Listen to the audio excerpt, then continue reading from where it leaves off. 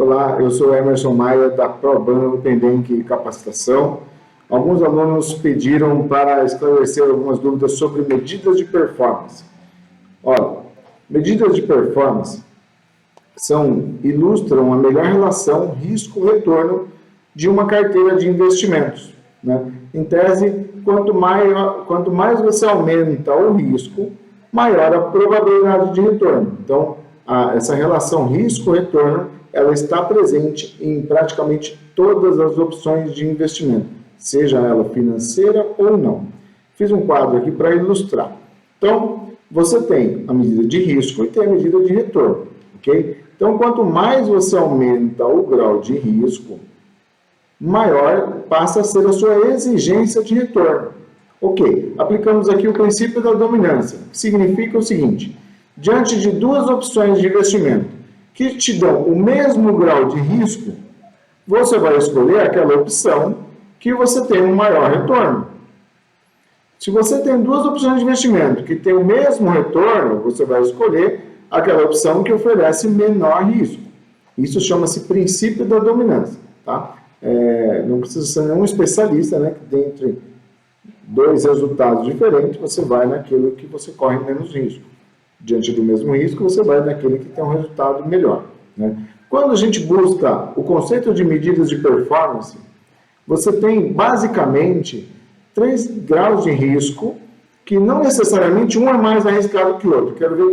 Quero dizer que você tem 3 bases, 3 formas de medir o risco para buscar a melhor rentabilidade a partir daquele risco, tá bom? São essas formas: o ativo livre de risco, porque é a base, no caso nosso aqui no Brasil, é a taxa Selic.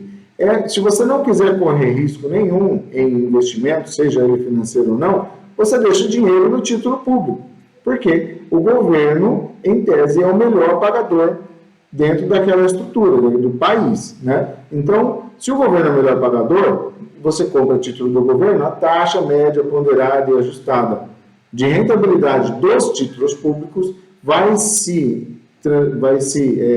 a taxa Selic, né? Que ilustra para nós o conceito de ativo livre de risco. Por quê? Porque é o ativo que você vai correr o menor risco possível, ok? Então, se é o menor risco possível, ele vai ter uma rentabilidade proporcional. Depois você tem um outro nível de risco, que é o benchmark. Suponhamos que você tem uma carteira de investimento que não tem nenhum título público, ou que tem uma participação muito pequena em título público. Então, seria coerente você ponderar o risco a partir do tipo de ativo financeiro que você está comprando. Por exemplo, se você compra ações, você vai parametrizar, você vai tomar como base o Ibovespa. Se você compra títulos de mercado externo, você vai buscar a taxa Petax e assim por diante, né? Se você compra títulos de renda fixa, pode ser o CDI ou um título de inflação. De qualquer forma, o que eu quero ilustrar é que, independente do tipo de investimento que você estiver buscando, você sempre vai ter um benchmark, ou seja, vai sempre ter um índice de referência que reflete a média de rentabilidade daquele tipo de investimento que você está aplicando o seu dinheiro. Então, o benchmark, por isso, ele é tido como índice de referência. E temos também um risco que é considerado risco sistêmico, que é o risco relativo a todos os ativos de mercado, que é ilustrado através do conceito de beta, né? Então, beta é para nós o risco sistêmico. Tendo assim, nós temos aqui 3 níveis de risco que são coerentes, são recomendados que você compare a rentabilidade do seu investimento. Então, quando você busca a melhor rentabilidade possível a partir do ativo livre de risco, você está buscando uma medida de performance chamada índice de Sharpe. Então, o que é o índice de Sharpe? A melhor rentabilidade possível a partir de qual risco? Ativo livre de risco. Quando você busca a melhor rentabilidade possível a partir do benchmark, você está buscando o índice de Sharpe modificado.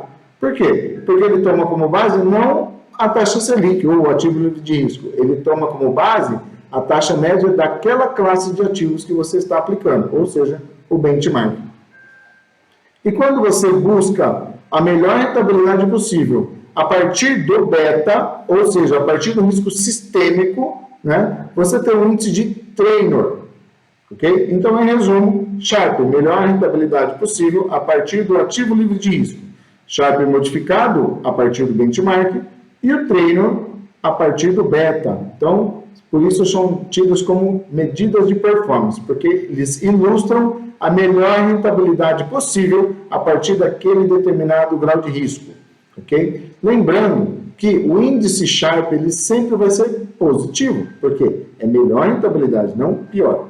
Okay? Então, sempre o índice de Sharpe será positivo, tá bom? Um outro dado muito importante é que tanto o Sharpe como o Sharpe modificado, eles utilizam como medida de cálculo, tá? O desvio padrão do ativo, tá bom? Ou melhor dizendo, da carteira do ativo, tá bom? Enquanto o índice Treynor, ele considera o beta, ok? Vamos fazer um outro vídeo só para falar sobre desvio padrão, ok? Obrigado, mandem suas dúvidas.